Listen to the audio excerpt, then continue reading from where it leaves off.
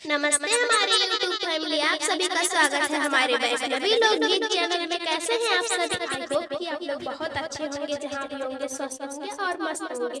तो दोस्तों, आज मैं फिर से ले आई हूँ आप सभी के बीच एक प्यारा सा कहरवा गीत। अच्छा लगे तो आप लोग कमेंट बॉक्स में जरूर बताइएगा। चलिए तो देर न करते हुए आप सभी को सुनाते हैं एक छोटा सा कहरवा गीत।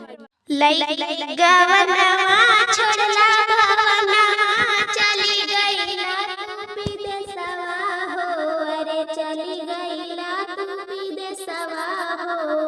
कवन सवतिया मरले बमतिया भेजला नाही संदेशवा हो।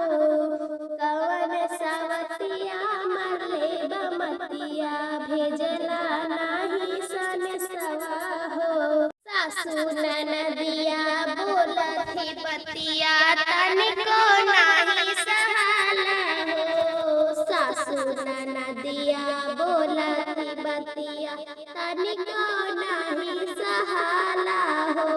अपना मेहर के दर्द बलम जी तोहका नाही बुझाला हो।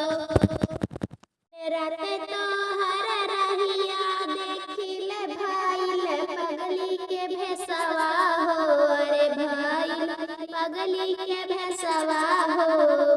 कवन सवतिया मरले बमतिया भेजला नाही संदेशवा हो। आग लगे राजा तोरी कमाई सबको नाही पुराता हो। आग लगे राजा तोरो कमाई सबको नाही पुराता हो। सगरी कमाई न जाने कौन डैनी पर लुटावता।